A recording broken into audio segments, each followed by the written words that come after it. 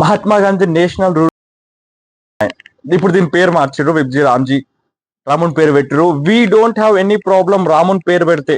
ఎవరికి ఈ దేశంలో హిందువులకైనా ముస్లింలకైనా క్రిస్టియన్స్ కైనా ఎవరు కూడా మీరు రామున్ పేరు పెట్టి ఒక కొత్త స్కీమ్ తీసుకొస్తే ఎవరికి ఏం ప్రాబ్లం ఉండదు. కానీ ఉన్న స్కీమ్ నే మీరు మార్చి దానిలో సవరణలు చేసి ఈరోజు పేదల బొంద మీద కూర్చోవాలని ప్రయత్నిస్తే ఖచ్చితంగా ప్రాబ్లం ఉంటది. మహాత్మా గాంధీ గారి గొప్పతనాన్ని, మహాత్మా గాంధీ పేరును ఆర్ఎస్ఎస్ బీజేపీ లాంటి ఎన్ని పార్టీలు వచ్చినా ఆయన ఇంత వెంటిక కూడా వీకలేరు. వీళ్ళు పేర్లు మార్చుకుంటే ఆయన పోయేది ఏమి. ఆపోజిషన్స్ ఎందుకంత ఇది చేస్తున్నారో నాకు అర్థం కాదు. కానీ పేరు మార్చుడు ఒకటే ప్రాబ్లం కాదు, దాంట్లో ఉన్న సవరణలు ఏదైతే వీళ్ళు చేసిర్రో అది చాలా ప్రాబ్లం. ఈ మహాత్మా గాంధీ ఉపాధి హామీ పథకంలో మొత్తం సెంట్రల్ గవర్నమెంట్ పెట్టుకుంటుంది. ఇంతకు ముందు మీ అందరు కూడా తెలుసు, ఊర్లలో ప్రతి ఒక్కరికి తెలుసు. మనం కోట్లలోకి పోతాం, ఉపాధి హామీ పనులు చేస్తాం, ఇవన్నీ మనందరికి తెలుసు. కానీ ఇప్పుడు ఏం చేసిందంటే ఈ బీజేపీ గవర్నమెంట్ 60% మేము పెట్టుకుంటాం, 40% స్టేట్ గవర్నమెంట్ పెట్టుకోవాలని అంటే కొన్ని స్టేట్లు పెట్టుకునే పరిస్థితులు ఉంటాయి, కొన్ని స్టేట్లు పెట్టుకో, కొన్ని స్టేట్లకు అవసరం ఉండదు, పెట్టుకోవాలి మేము పెట్టామని చెప్పి డైరెక్ట్ చెప్పేస్తే. సో అలాంటప్పుడు ఒకళ్ళు పెట్టుకోకపోతే మళ్ళీ పేద ప్రజలు మళ్ళీ 100 రోజుల పని కూడా రాకుండా ఆ 100 రోజుల పని మీద ఎంతో మంది బతికేటోళ్ళు ఉన్నారు కేవలం 100 రోజుల పని మీద, ఉపాధి హామీ పని మీద.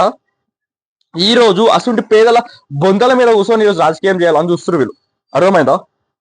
ఈరోజు కాంగ్రెస్ పార్టీ పేదరికం పైన దాడి చేసి, పేదల పైన కాదు పేదరికం పైన దాడి చేయాలని, పేదరికం ఈ దేశం నుంచి పోగొట్టాలని ఈరోజు అంత గొప్ప చట్టాన్ని తీసుకొస్తే ఈరోజు దాని పేరు మార్చుకొని మళ్ళీ ఈరోజు పేద ప్రజల బొందల మీద కూర్చొని రాజకీయాలు చేయాలని చూస్తారు. ఈరోజు మాది పేద దేశం, మా రాష్ట్రం అమ్ముడు పోతుంది, జగన్మోహన్ రెడ్డి మా రాష్ట్రాన్ని అమ్మేసిండు, మా రాష్ట్రంలో పైసలు లేవు దిక్కులేవు అని చెప్పుకుంటే చంద్రబాబు నాయుడు గారు కూడా ఈరోజు కేవలం వాళ్ళ పదవుల కోసం వాళ్ళ పైన 40% ఇంత పెద్ద గొప్ప చట్టంలో వాళ్ళ పైన 40% భారం పడ్డ ఆయన నోరు మూసుకొని కూర్చుండి ఈరోజు.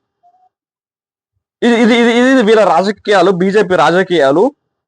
మీరు రాములి వారి పేరు పెట్టుకొని కొత్త చట్టం తీసుకొస్తే హిందువులైనా ముస్లింలైనా క్రిస్టియన్లైనా ఎవరైనా స్వాగతిస్తారు, నో డౌట్.